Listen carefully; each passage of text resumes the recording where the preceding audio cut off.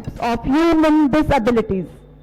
His presentation today would introduce you to science as a subject that is way more than just a list of facts compiled in a textbook. His topic today sums up all that he is going to convey: mysteries of the mind, how and why science teaches us what we know. We welcome you, Mr. Patwaradhan, to Walnut School and are sure our students will have a lot to learn from you. Good morning. Okay. So, hi, I am Shriniwas and I am not much older than you. So, please remove all things in your head about calling me sir or whatever. I am Shriniwas, okay? So, let's start from there. And today I am going to talk to you about some things that I found interesting in my life and which I think you may find interesting, okay? So, the title of today's talk is Mysteries of the Mind, How and Why Science Teaches Us What We Know. And I'm going to tell you what I found out, the way I found out, right? And I went from electrical engineering to bioengineering to neuroscience. So, not many years ago, in 2010, I was just like you, in Pune, in Abhinav Vidyalaya, sitting in 10th standard, thinking about what I want to do with my life. And I had no clue whatsoever, okay? And I sort of liked maths, I liked science, so I said, okay, let's give this a try. So I started with it, but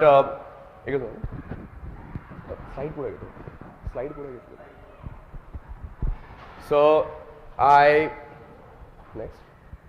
I got my undergraduate degree from University of Pune in electrical engineering in 2014. Sort of, I still didn't know what I wanted to do with my life. So I said, okay, let's take a year off, let's think about what really interests me. And then something interesting happened. It was actually quite traumatic because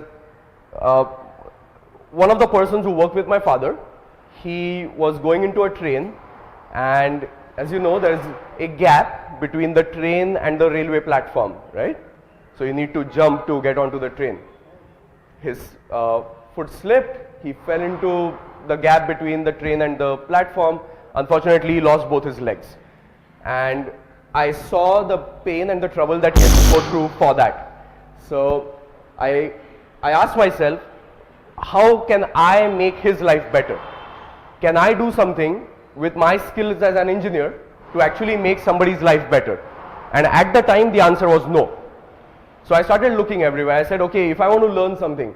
So there are many places in the US that I looked at, and I decided to go abroad and actually work in this field of artificial limbs and prosthetics, which was completely unavailable in India at the time. So then I went to the US in 2017, I got my master's. I worked with a lot of people with a lot of different types of physical disabilities, ranging from hearing disabilities, speaking disabilities, walking disabilities, moving disabilities, all sorts. And I realized that is really the core fundamental thing that I'm passionate about using my engineering skills to make the life of other people, you know, all sorts of people with all sorts of disabilities better in some way, okay? And then I decided to also get a PhD. So currently I'm in my 5th year of PhD. My topic of research is artificial limbs, prosthetics, and everything related to human disability. Next slide, Radha.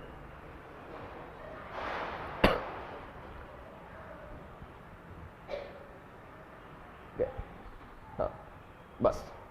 Okay, so we're going to start today's presentation with somewhat of a game. So are you all ready? Yes. Okay, I don't hear you. Yes. Okay, good. So there are two shapes on the screen in front of you, right? These are random shapes, okay? You don't know what they are, but you can look at them, you can see their shape. Now, if I told you these are not shapes at all, these are actually letters in the Martian language. Okay, somebody came from Mars, wrote up a language, some alien wrote this language, you don't know what it is, but all I can tell you is two things. These are two different letters in that language. One of them is called Bobo. The other one is called Kiki. Okay? Can anybody tell me which one is Bobo, which one is Kiki? At the back? Okay. He says the right one is Bobo, left one is Kiki. How many people agree with that? Raise your hand. Okay. Do you think that's interesting? I didn't tell you anything, right? And I've done this with a crowd of 1,000 people. Everybody agrees that that is Kiki, that is Bobo. And I saw this puzzle right in 2015 and I had the same reaction. I was like, how is this happening? How is everybody in the crowd agreeing with this? Then I looked further into it and I realized that the answer is quite interesting. So when I show you these two different shapes, your brain immediately tries to categorize things. So it looks at the left shape and tries to understand what it is.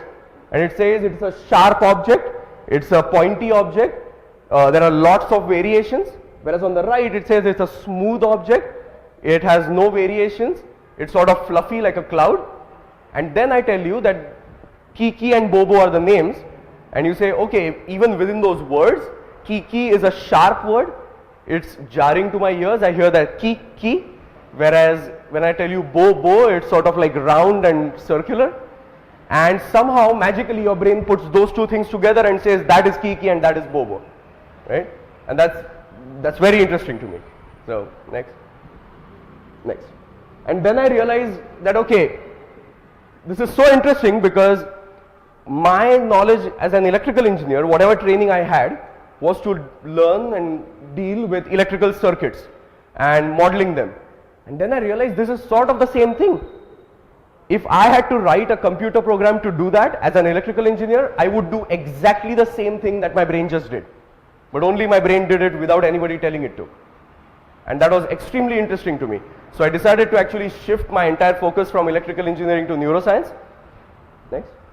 And I started working with prosthetics and I was like, okay, interesting. So prosthetics also, there are, have all of you actually seen artificial limbs, you know, robotic arms and so on? Yes? You may have seen, if you, I don't know if this is after your time, but if you watch Star Trek, Star Wars, it's a lot of people in there wear these limbs. Now, you know, people like Iron Man and Tony Stark, they wear these limbs, right?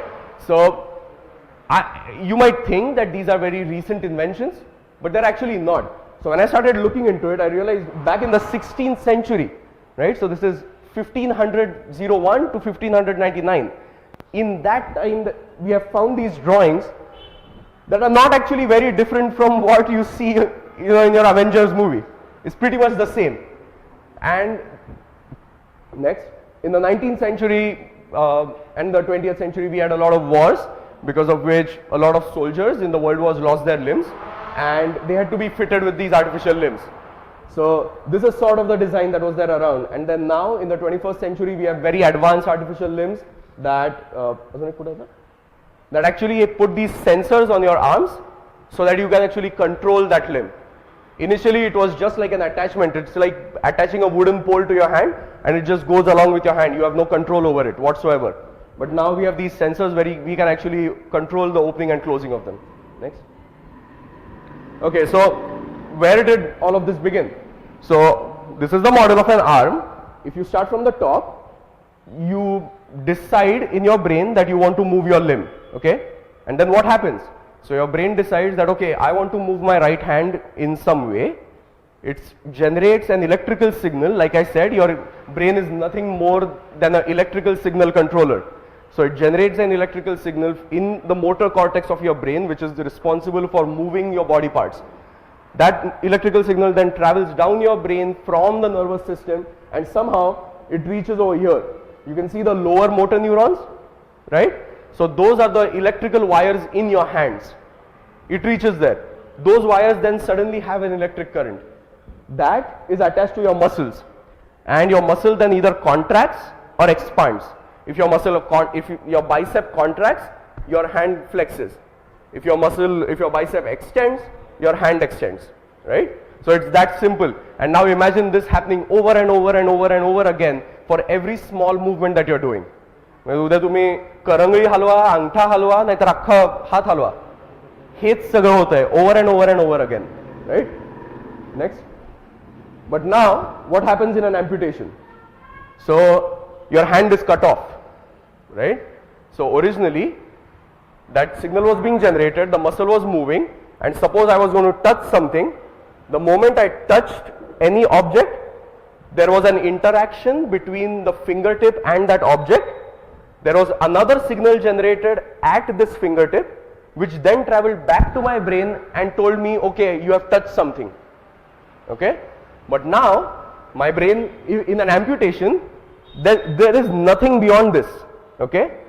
So my brain has generated a signal that has traveled down my hand, and now there's nothing. Right? So imagine what a bad life that would be. You wake up in the morning and sometimes तुम्हाला कधी हात झोपलं, तुम्हाला हाताला मुंग्या आल्या तसं येतं feeling? Right? मग काय करता तुम्ही त्याच्यानंतर? Pinch करता. So you know that it's actually your hand sleeping, right? But then you try to move it, मग हळूहळू तिकडे रक्त जातं and you are fine. But now imagine living like that all your life. So people with amputations basically wake up with a hand that's asleep every single day. They have no sensations, no control whatsoever, which is a very hard life to live. So naturally then we came up with something. So next. So now you can actually put a prosthetic hand, next, where my original hand used to be. But now just putting an arm, like I said before, is not enough, right? It has to be useful. I should be able to drink tea with it. I should be able to shower with it. I should be able to do 10 different things with it. Otherwise it's of no use. Now to be able to use the hand, it has to be able to move. And I should be able to control how it moves. So for that, we actually put these sensors on their limbs. Okay? And now these people just have to think that, okay, I want to move my thumb, and the thumb of the prosthetic hand moves. Right? And that is what then makes their life better. But that was not enough. So, play karo video. Okay. So can all of you see this video? Okay.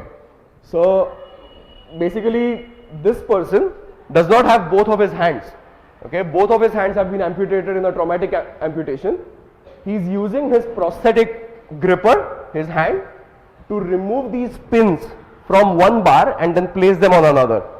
Okay, which is a very simple thing. It's simply taking a pin and placing it somewhere else. Even 2-3-year-old babies should be able to do it. But see how difficult he finds it.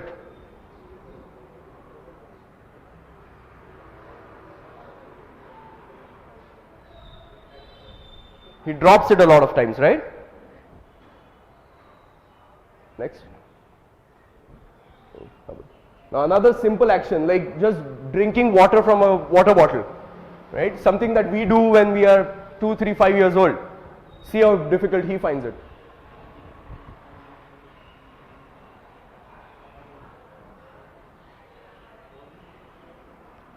That's his other hand.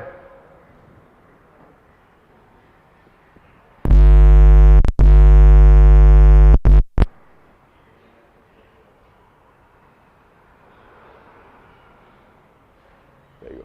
Finally drank it a minute later, right? So imagine if you had to live with a condition where you decide to drink water, the water bottle is in front of you, the cap is open, and it takes an entire minute for you to just put that water in your mouth, right? It would be an extremely hard life. Next. Okay. Another very simple task. Just pick up these blocks from this side of the box and place them in the other. And this actually is an artificial limb, the one that he's using. So see how difficult he finds it to control, right?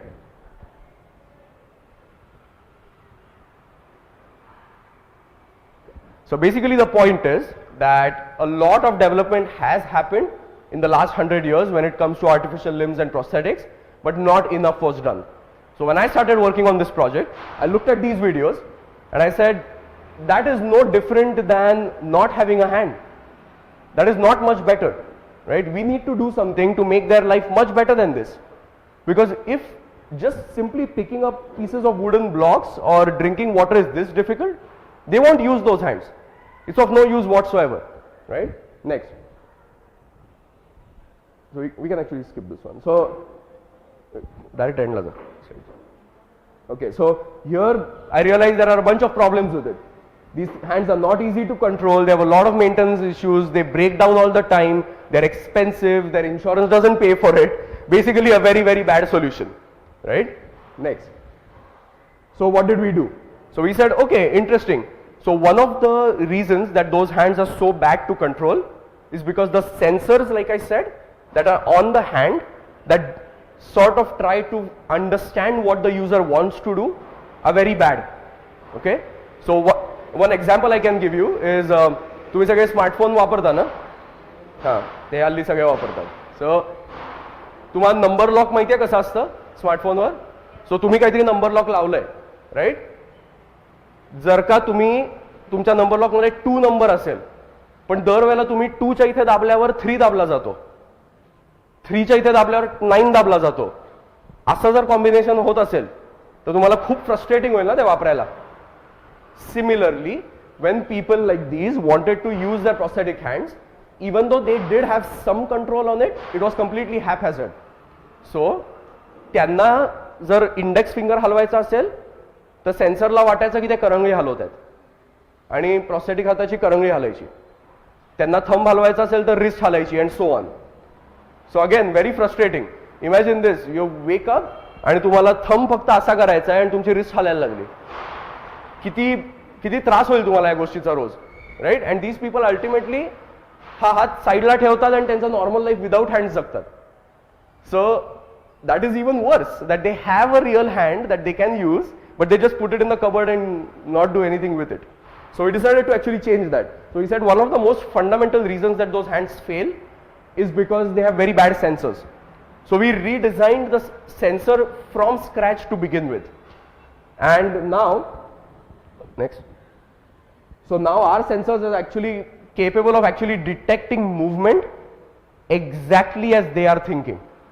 So when the user actually thinks, okay, I want to do a thumb movement, our sensor and algorithm can actually say, okay, thumb movement, this person wants to do a thumb movement, and then it tells the prosthetic hand, move your thumb. And I can do this for every single movement, which was not possible before. So next. Okay, video play. So this person, एक minute pause. So do you see that thing on top? That's their arm, okay? That is their forearm. The person does not have a wrist. So their left hand is there, okay, without the wrist, okay? That white wire do you see coming out of there? That's connected to our sensor. That's deciding what the person wants to do. So when the user decides, I want to move my thumb, there is something that happens in his muscles, in his forearm. Our sensor understands that, tells it to the computer, and now this hand will move accordingly. Okay?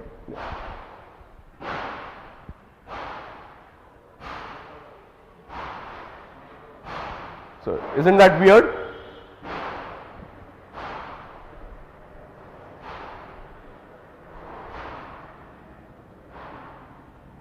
So this person, for example, did not have a hand for 50 years. They lost their hand when they were 14 years old. They are now 64. They have not used their hand in the last 50 years. We put our sensor on them, told them to use it, and they could use their hand seamlessly in 5 minutes. They went home with that hand and now they were just living fine. So this is the first time that I felt like I had actually achieved something, because this person actually cried when we gave them their hand, because they said, I have not had my hand for 50 years and I can have my hand again, and which was completely invaluable. Next. आणि मग लगेच शेजारचा पण एक video हा play कर आणि दोन्ही play कर. So the one on this side is their original hand, the same person's original hand, and the one on that side is the hand that we gave them. Okay. Immediately you can see a bunch of things. So the type of problems that they have here, they don't have there. They are quite capable of picking up those blocks and pasting them on the other side, right? I had shown you this video before, and they did struggle quite a lot. Another thing that you notice is because they don't have this hand and are not comfortable using it, to compensate for not having a hand, they actually move their torso. Okay? So now to be able to pick up the block, तुम्ही काय केलं असतं? हे. ते काय करतात? हे. Because of doing this over and over and over again, their back starts to hurt. And then back injuries होतात. So what we actually measured was using our hand for the last 6 months, they have had no back pain whatsoever. Okay. So there are unforeseen consequences of your work. आम्ही फक्त हाताचा problem solve करायला गेलो होतो, पण त्यांच्या पाठीच्या acute पेनचा problem पण त्यांनीच सॉल्व्ह झाला. And we didn't expect this to happen. But this is one of those ways in which science works in miraculous ways. You know, you don't expect something to happen, but then it does. Next. Okay. So currently the sensor that I showed you, I sort of cheated a bit. Okay. I just showed you one wire, right? But that wire is connected to this huge machine. Okay, this machine is this tall. And that's a problem. These people can't carry that machine with them everywhere, right? Imagine just to be able to use your hands, you have to carry a huge cupboard with you. Completely unreasonable. Nobody's going to do that. So now, in the next phase of our project, we are actually taking that machine, shrinking it down, and putting it inside the hand. And we are almost there. So within a year or so, we should be having functional hands that actually have our entire sensor that was the size of a cupboard, now shrunk down inside the shell of a prosthetic hand. So the user can just wear it and go on their business. And that is the dream. So the point is that to come from here to there, I've been working on this project for the last 7 years, but it took my professor now 13 years to do this. Okay? So science works on very large time scales. You know, if I told you that this is one science experiment, usually तुम्हाला science experiment शिकवतात ना, 5 मिनिटं 10 मिनिटं तुम्ही काहीतरी त्याच्यात घालता, मग potassium permanganate घालता आणि त्याचा रंग बदलतो, right? That's instantaneous. This is a science experiment that lasted 14 years and is still not complete. But along the way, we have done enough progress that we know we will get there eventually. But the most interesting thing about this, what do you think is the most interesting thing about it? Anybody? Raise your hand. Now I've been blabbing on for 20 minutes. I'm tired. काय झोपलात का सगळे? तुम्हाला काय interesting वाटलं याच्याबद्दल? That the first prosthetic hands were actually very stiff for the users and they did have an injury. But the experiment we worked on the ground actually has developed. I have a friend that Okay. Okay. So that's the interesting thing about that scientific aspect, right? But what I found interesting is that we didn't know any of this 14 years ago, right? Nobody in the world could do this. And now, just using the method of science, we have reached here, right? This was not written in any textbook, nowhere whatsoever. There was no right answer. We were just given this problem and said solve. And the people who gave us this problem, they didn't know how to solve it either. So it's not like an exam, because when you give an exam, there's a question in an exam book, somebody knows the right answer, right? Your teachers know the right answer. In my case, my teachers did not know the right answer. They were trying to figure out the right answer with me.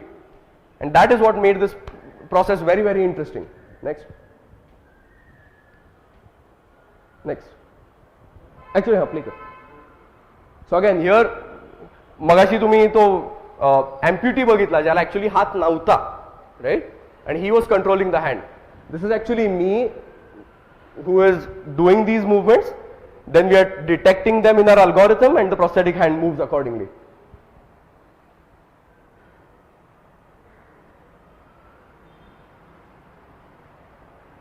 Okay, next. Okay. So now, what's the road ahead? So the road up to here was 13-14 years long, and we think the road ahead will be even longer, because right now these systems are still expensive, they are still bulky, they are still not cut for use for somebody like you who does not have a hand. So I cannot tell you, okay, take this and go home. They are still there's quite a lot of work to be done, even though the videos seem impressive. So we are going back to the drawing board. We're actually starting from scratch, redesigning the whole thing to make it waterproof, right? To make it rugged. Because tomorrow I want to be able to tell somebody, हा हात घ्या, घरी जा, अंघोळ करा, काही problem नाहीये. Forget that you have a prosthetic hand. Use it as though it's your real hand. But we are not there yet. And तिकडे जायला maybe अजून 15-20 वर्ष लागतील. But we'll get there because we are asking the right questions. But this is basically just the beginning. This is the introduction. This is to tell you what I've done. But what I really want to talk to you about is some very cool things in neuroscience. Because I'm an electrical engineer, okay? I have done maths and physics all my life. I had never learned neuroscience. When I started my PhD, I had never ever learned neuroscience. The point of giving today's presentation is to tell you it doesn't matter what grades you score in your science exam right now, because they do not mean that you cannot become a scientist tomorrow. Okay? That does not mean that. I mean, it's an open thing. I have failed in my 8th standard science class. Okay? I have failed repeatedly in my life in science exams, but I'm getting a PhD in science. Okay? So clearly, if you work on your goal, if you find it interesting enough and you work on it, eventually doors open for you. And I ended up at a door that was called neuroscience, which I liked. You may like something completely different, right? But that is the key, to find out what you like. Because मला पण आधी हा problem होता. मी फार अभ्यास नाही करायचो. शाळेत मी खूप आई वडिलांचा ओरडा खाल्लाय आणि ते सगळं केलंय. पण एकदा मला आवडतंय ती गोष्ट मी करायला लागल्यावरती मला कोणीच सांगायची गरज नव्हती की अभ्यास कर. बिकॉज नंतर मी 3-3 वाजेपर्यंत जागून पण याच्यावर काम केलंय.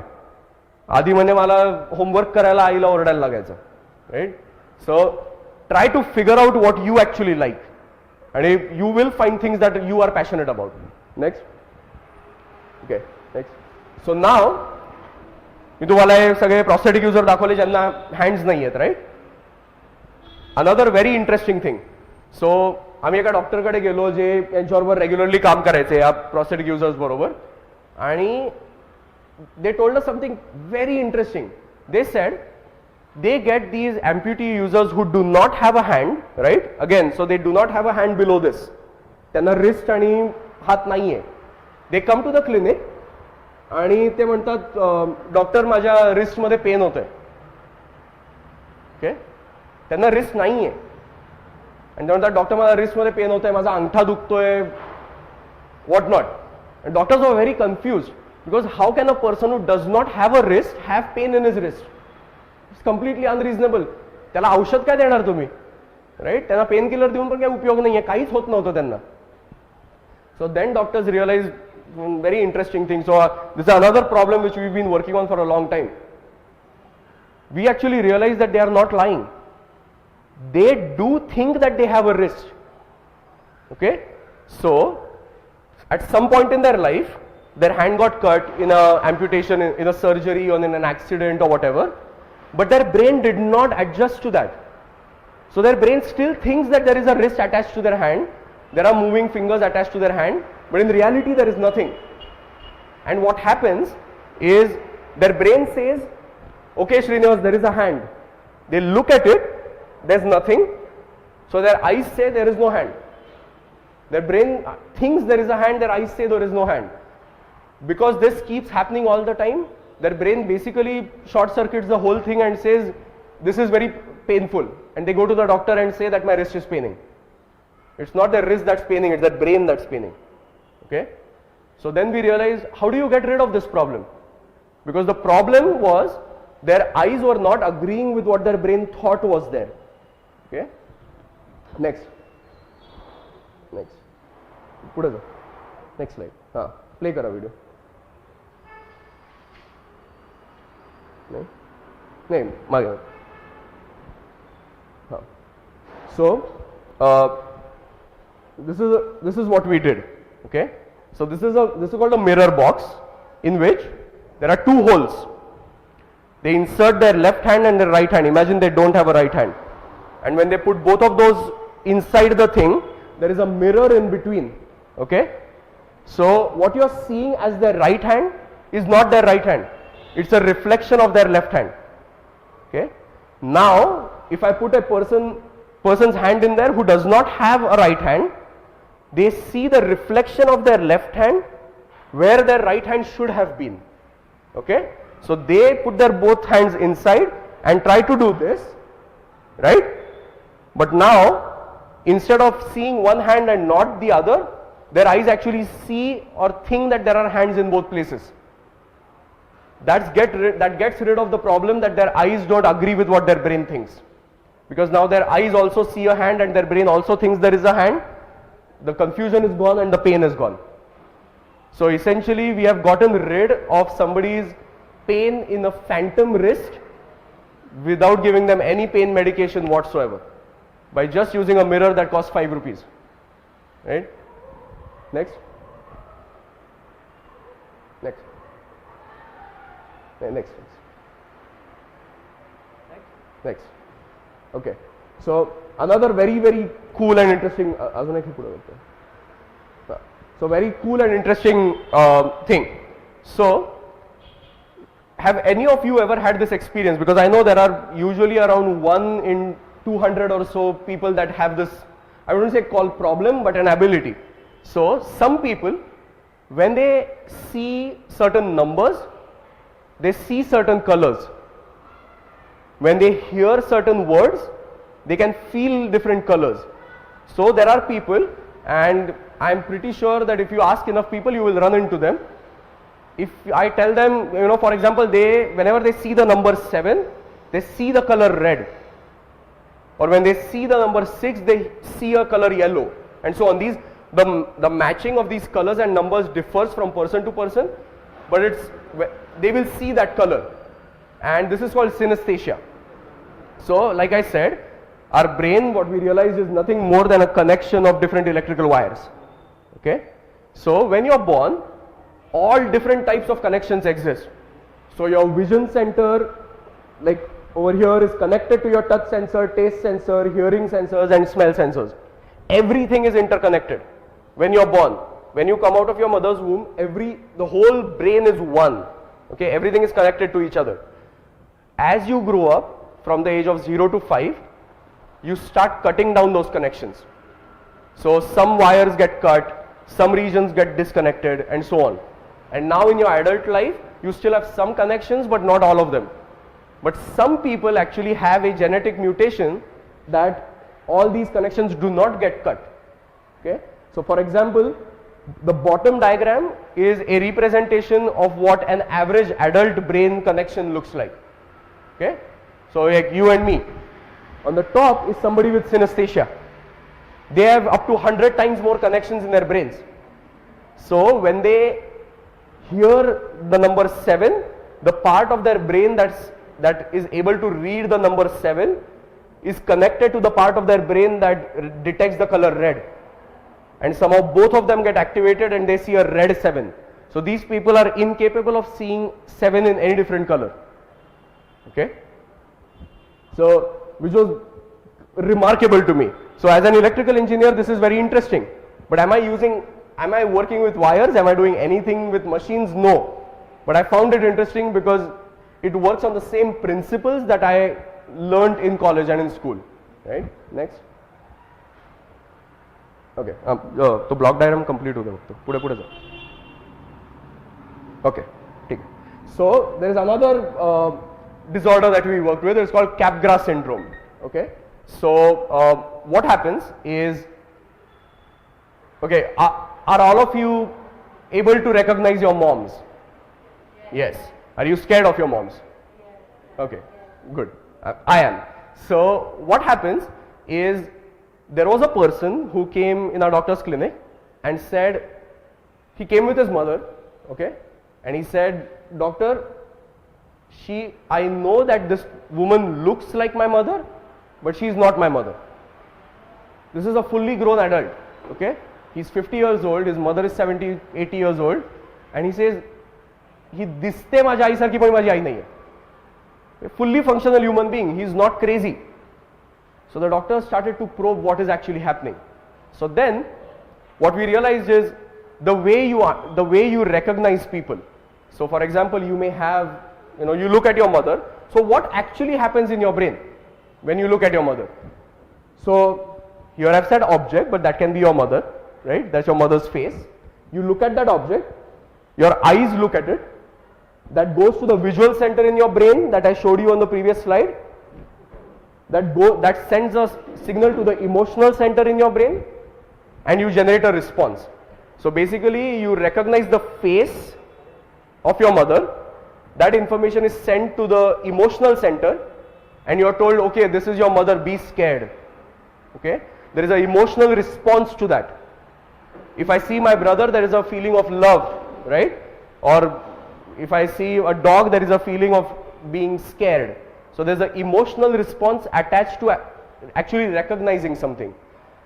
And then that emotional response makes you do something. So for example, if a dog came running at me, the emotional response is to be scared, I run away, right? I would say the same thing happens with my mother. But now in this person, next, they see an object, or even in our ears, the same thing happens. So they hear an object with their ears, so somebody calls out to them, all of you can recognize your mother's voice, right? So this patient's mother would call out to them, that signal would go to their ears, to their audio center, again to their emotional center. They would say, oh, this is my mother's phone call, I should pick it up, right? This is my mother calling me, I should now move. And there is a response attached to that. This is what a normal person does, okay? In Capgras syndrome, this top line is completely broken. So they will see objects, but the wire in their brain that connects the visual center to the emotional center is broken, okay? So what happens is they recognize the person that they look like their mother, but they have no emotional response to it whatsoever. So they don't feel anything. So their brain says, okay, this person looks like my mother, but I don't feel anything. How do I put those two things together? The only reason that makes sense, if this is a person who is acting to be my mother, and they go on telling everybody that. Otherwise, this person is a completely normal human being. They do their job, they learn, they eat, they earn, they have a family. But in this one center, they have completely messed up brain. Okay? But now, nobody had actually proven this. So, person I worked with, he probably will get a very big prize for that. They wanted to use the tools of science, and this is what I really wanted to talk to you about. That whatever science that we've been taught has so far been about looking at a list of facts in a book and understanding them. But this person said, how can I use the method of science to actually prove this, right? So they designed an experiment, just like you design experiments. And they said, okay, how do I test that their visual center and their emotional center are not connected to each other? So this person, they actually put a sensor on this person's hand, which shows a very high spike in signal whenever you have an emotional response. So they showed them pictures of a chair, flat response, nothing happened. They showed them pictures of random street dogs, nothing happened.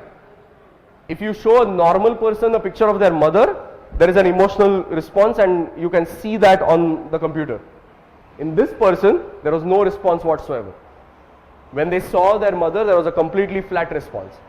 But the wire that connects their audio center to their emotional center was still intact. So then the scientist told his mother to go to the other room and call him on the phone. When his mother called him and said hi, he could immediately recognize his mother's voice, and the wire that connects the audio center to the emotional center was still intact, and you could see a spike because they actually had an emotional response, right? So this is the way they actually showed, using science conclusively, that the main problem point was only this connection. And then they did MRI studies and imaged their brain and actually showed that connection had a problem. So ordinarily, before this person did this work, a person like this who says, oh, this is my mother, it looks like my mother, but she's not my mother, somebody like that would have been kept in a mental facility. Okay, they would have been kept away from the world. Now we know the reasons that this happens. We don't need to behave with people like that, and we can actually give them a better life. Okay, so again, this is another example of using simple science to actually make somebody's fundamental life better, right? Next. And this is one last thing that I wanted to talk about. So this is another problem that we worked in our lab with. So another way that we've used science to actually make somebody's life better. So a lot of people have a problem called carotid artery stenosis, which is there is an artery in the back of your neck that connects your heart to your brain. So your brain needs a lot of blood to function, right? Whenever you're thinking hard, there is an impulse of blood, fresh blood that goes to your brain. In some people, this artery starts to get blocked.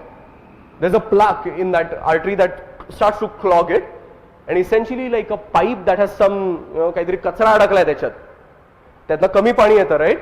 Similarly, an artery with some blockade in it sends less blood, and ultimately that person's brain starts to fray.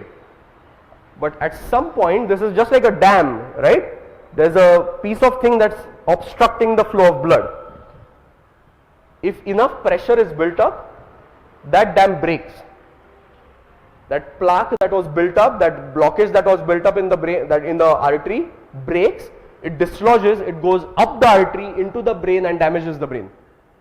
You don't want it to come to that point, because that point is called getting a stroke. Okay? Have people anybody has got a stroke ever? Yeah? So it's not a great life once you get a stroke. Essentially a part of your brain completely dies. Okay? So we wanted to stop that. We wanted to stop people before they get to that point where that dam breaks. But how do you do that? Because you would have to actually cut open everybody's neck and see how much plaque they have every day to check this. That's not feasible. That's not reasonable. Nobody's going to do that. So what we said is, can we actually use our sensors that we use for our hands to detect this from the surface of the skin without putting any cut whatsoever? And that is exactly what we did. So we took our ultrasound sensors, put them on the back of the neck, and monitored these patients over time, and we could actually measure the exact size of this block in their artery. And whenever the block went above a certain limit, we actually got surgeons to operate on them and remove that plaque altogether. So now there was no question of that plaque dislodging, going into their brain and causing you call it a brain attack, but it's a stroke, right?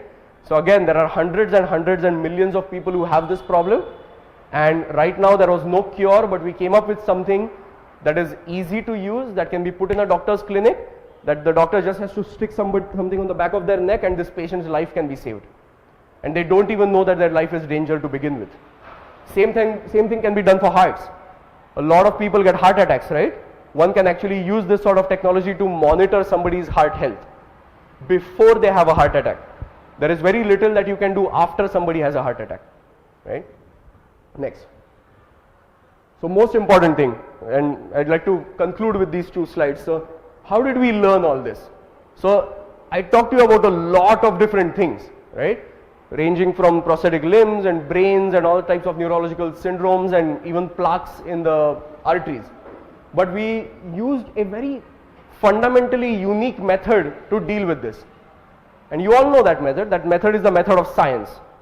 That method of science says, I will look at the list of facts, I will formulate a problem statement, I will come up with an experiment to test that problem statement, I will conduct that experiment, I will collect the data and see where the data leads me.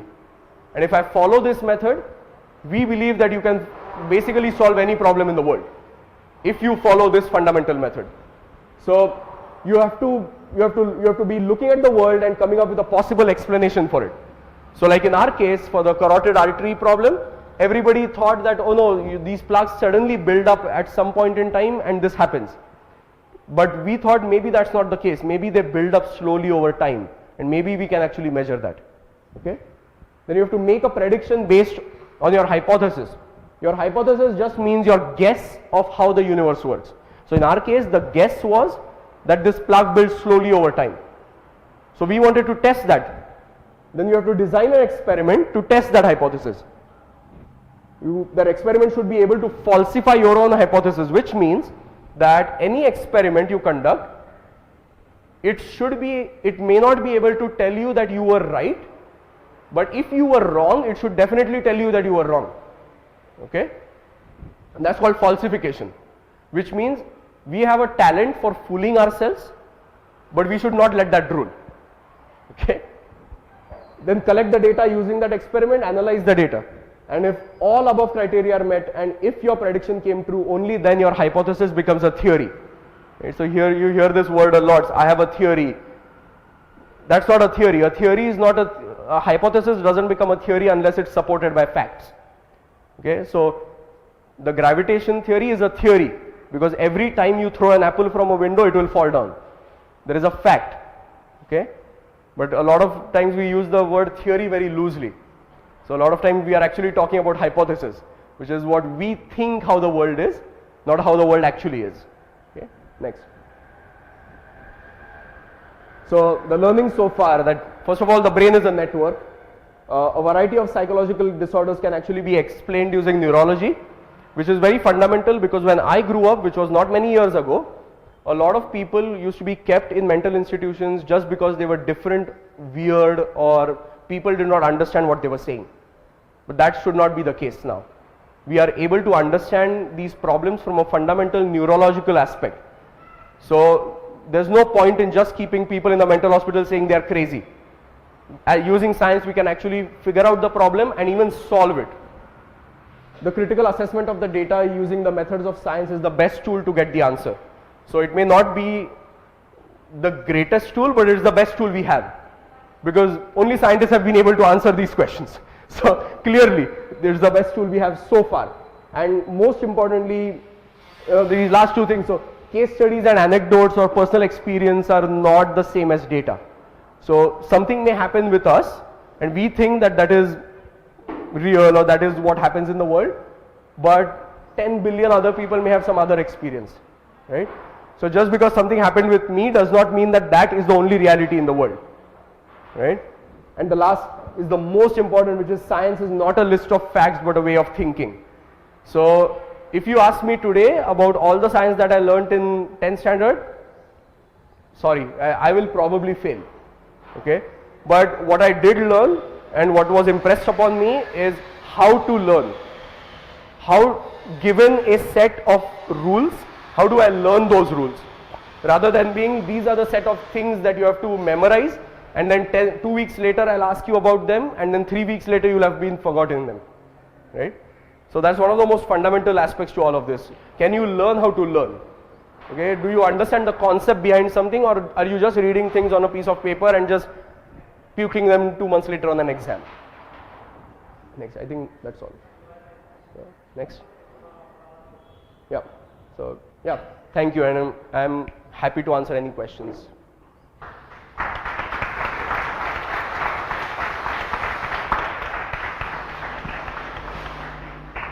So you can come ahead if you have any questions. Does anybody have questions? Come ahead.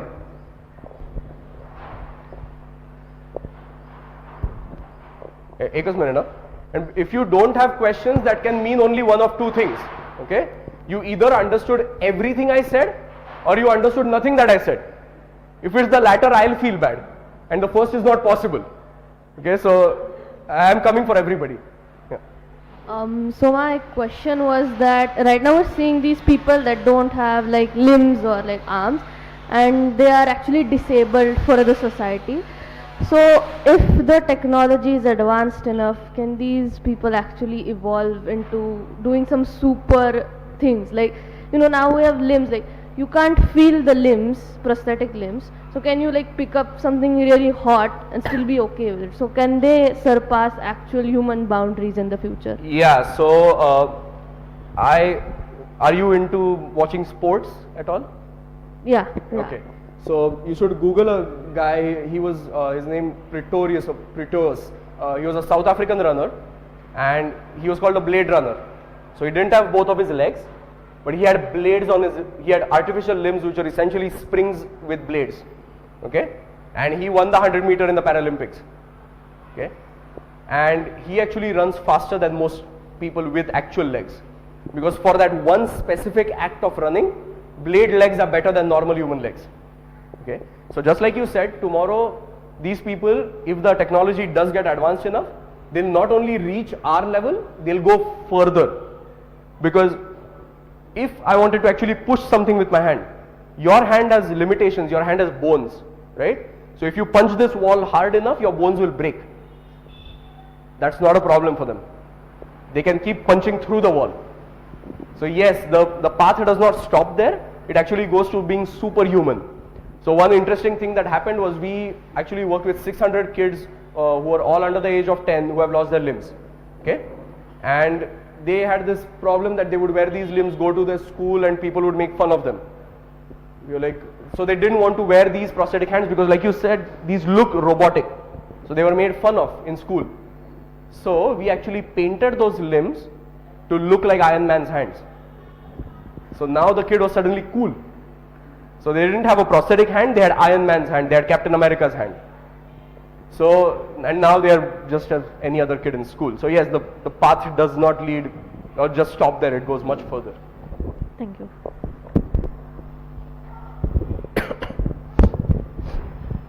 Anybody else?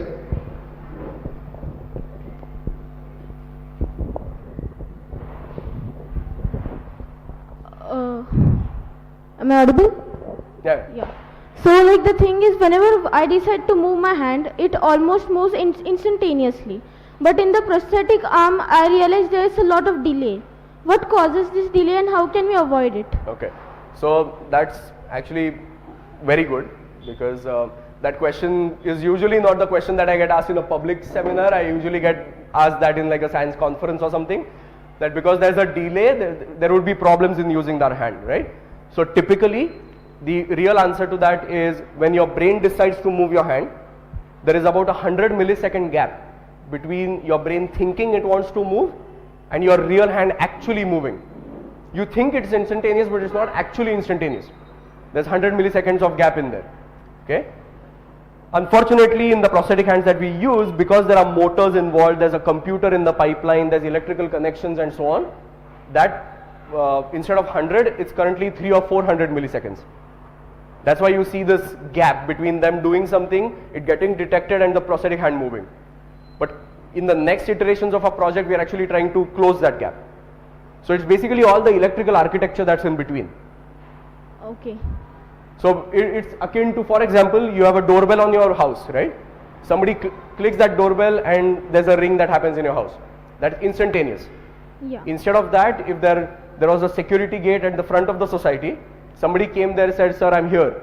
Then that watchman calls somebody in the bottom of your building, that watchman then goes to your house and so on. If that was the pipeline, similarly there would be a lot of lag. Yeah. So just because we have many such pipelines in between, there's a lot of lag. But Okay. now our aim is to first initially connect the first to the last, so there's no lag. Yeah, but it will take time. So that's a very good question. Thank you. Awesome. So thank you, Shriniwas, for coming and talking about science in general and specifically artificial limbs. There's so much to learn from a person like him. It's not only about what he does as a profession or what he's studying, but you should also look at his overall approach to what he's doing. There's a lot of passion, and I think that is the most important factor which enables you to go and explore further of what you're doing. He's given you examples. He was very straightforward in saying that he had a tough school life, but once he found out what he really liked, what his passion was, he's pursued it day and night. And I think to find that passion, one thing which you need to do is try to do different things. Unless you try and explore things around you, you will never find your passion. Passion is not going to come walking to you and say, okay, I'm your passion, pursue me. You have to go after various things and probably do it. I think that's the biggest takeaway from today's talk, is essentially being curious, finding out different things around you, trying to find a problem to solve. I think that is the most crucial thing, right? And the approach to science doesn't have to be fact-based, as he rightly said. There's so many books on neuroscience. Your brain is the final frontier. Is all doctors, all engineers, final frontier is the brain. Because it is the most complex organ, and probably only very small percentage has been understood up to now, if I'm not right. if I'm right, I don't know. So he's always available to answer questions, and his other hobbies, I don't know if ma'am has mentioned, is he's an Ironman. So I think we had Kaustubh Radkar come here and talk about his Ironman journey. So he is one of the Ironmen that train under Kaustubh Radkar. He's probably faster than some of you at running, or most of you at running. So you should probably give that a try sometime. And he also has a passion for theatre. So there's so many things that he likes to do. And it's just an attitude, essentially. You might not be the best, but he keeps doing things which are varied. I think that is something to take away from today too. So I thank you, Shriniwas. Thank you so much for taking out time from your busy schedule in India and coming and talking to our students. Thank you once again. Yeah, and I'm more than happy leaving my email ID, and anybody, if you feel conscious or don't want to ask a question right now but want to go home, write me an email, more than happy. Anytime. Okay. Thank you. Thank you.